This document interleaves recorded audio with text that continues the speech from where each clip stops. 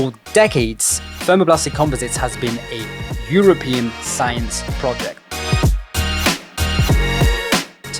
But the US aerospace industry is starting to get serious. And when the largest aerospace market in the world gets serious, thermoplastics doesn't stay niche for very long.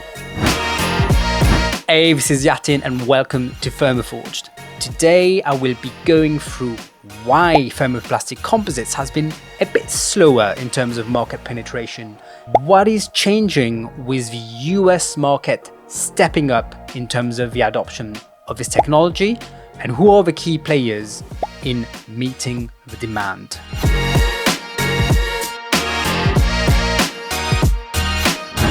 Now, among the reasons why thermoplastics are still quite niche is the material is quite expensive. Because thermoplastics are not mainstream yet, there are a couple of manufacturers, so therefore there's not a lot of options out there. And also in terms of priorities, European companies have quite focused on sustainability, while American companies have focused on rate. Thermoplastic does both. Let me give you a case study about thermoplastic composites when it comes to Europe. So if you look at the Clean Sky 2 consortium, so this is a European consortium of multiple companies, one of which is Airbus. They are looking at how do we manufacture at rate, and in this case rate is building 100 aircraft a month. They built a multifunctional fuselage demonstrator. So that's just a demonstrator where the material itself, rather than we've seen thermosetting fuselages, this one is fully thermoplastic fuselage. And the material that is being used here is low melt PAK, LMPEC. So that's a material from Victrex, which is certified and is getting a lot of attention right now.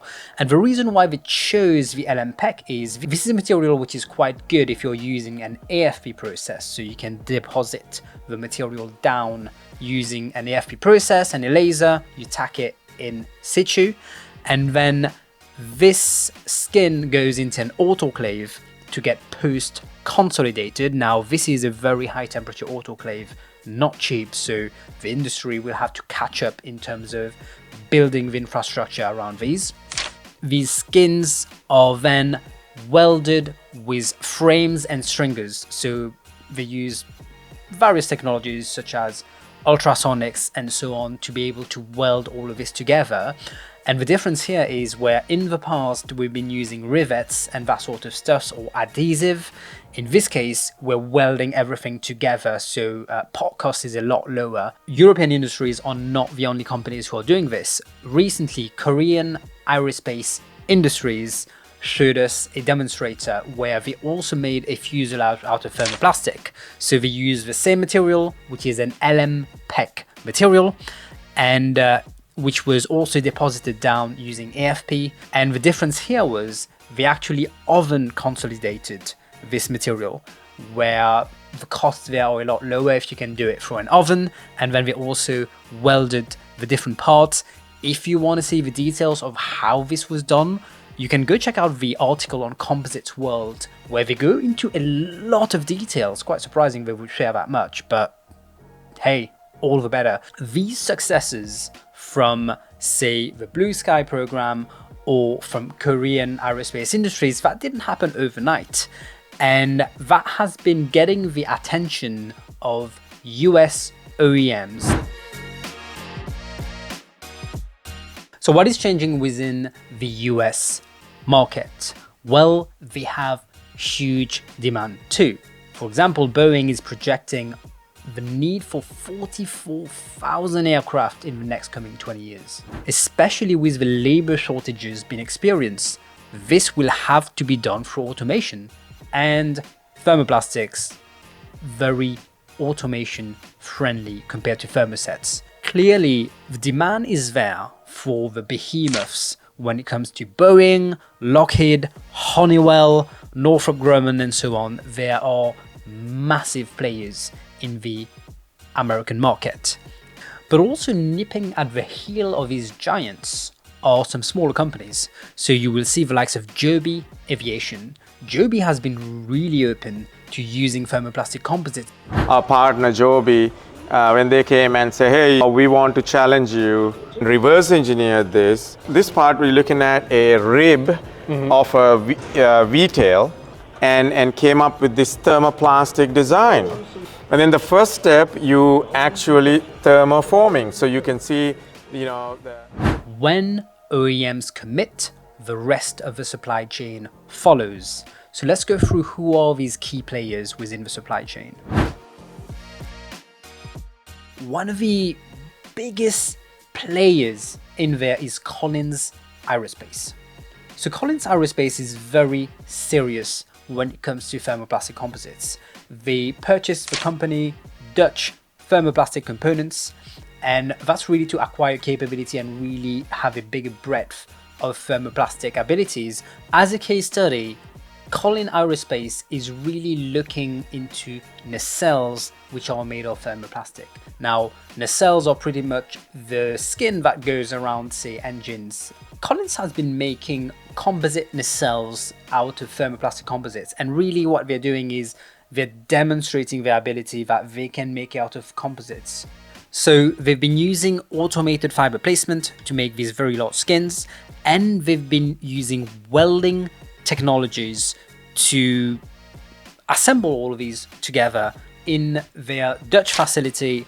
They are doing things such as compression molding, continuous compression molding, stamp forming and so on for smaller parts, and all of these come together in California to get welded into a large and stiff structure. If at the moment Collins is looking at making these nacelles, how far away is Collins in terms of making fuselage out of thermoplastic composite? The largest tier one was Spirit Aerosystem. It has been mostly purchased by Boeing, and some of it has been purchased by Airbus, but they too are quite serious when it comes to thermoplastic composites.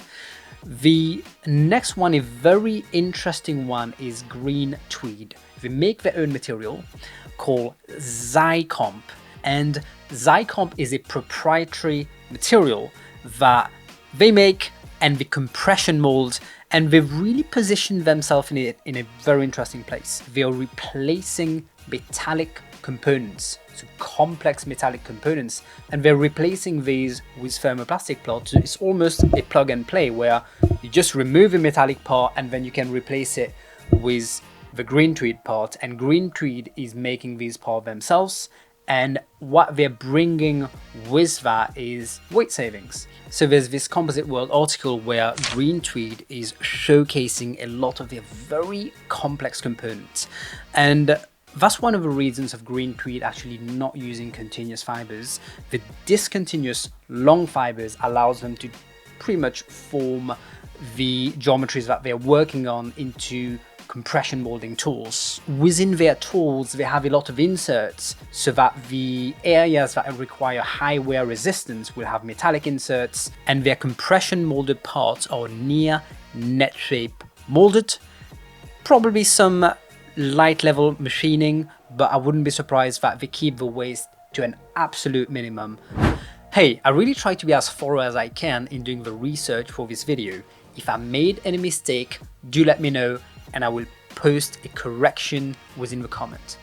The next one is TRIMACK Plastics. TRIMACK is very capable. TRIMACK has been working on thermoplastics for quite a while now in the US, and they are getting very, very busy. We're seeing a lot of demand right now, and that's that, more than we can handle. We can't take everything that gets brought to us, but yeah, there's a lot of demand across primarily aerospace for us for thermoplastic composite parts, but also extending beyond aerospace and into other industries. But yeah, currently we've had to turn away a good number of opportunities to keep ourselves focused on serving key customers and key relationships. But he's very enthusiastic and very competent. I would suggest you check out this video. A special mention here is Arris Composites. So Arris Composites has been quite diversified, but they've seen most of their successes within the consumer goods market. So they make bicycle spokes and they make shoe insoles Arris Composites has also worked in the past with Airbus, where they've collaborated together and they've made components together. So it's to be seen that given the increase in demand from aerospace, does Arris actually convert these demands into actual orders and start manufacturing? In the editing of this video, I realized I missed an important company, ATC, Advanced Thermoplastic Composites. And this is a company that based themselves on two processes. The first one is continuous compression molding, and second one is stamp forming. Now, this is a company that makes parts for flying aircraft. So they have ongoing relationships with the likes of Boeing and their tier ones. And final one when it comes to meeting the demand are R&D Centres. So a lot of companies I mentioned earlier, such as say Collins, where they're making parts, when it comes to qualifying that part, that is a whole different subject. And you have some American R&D centers that do that kind of work, quite a few universities.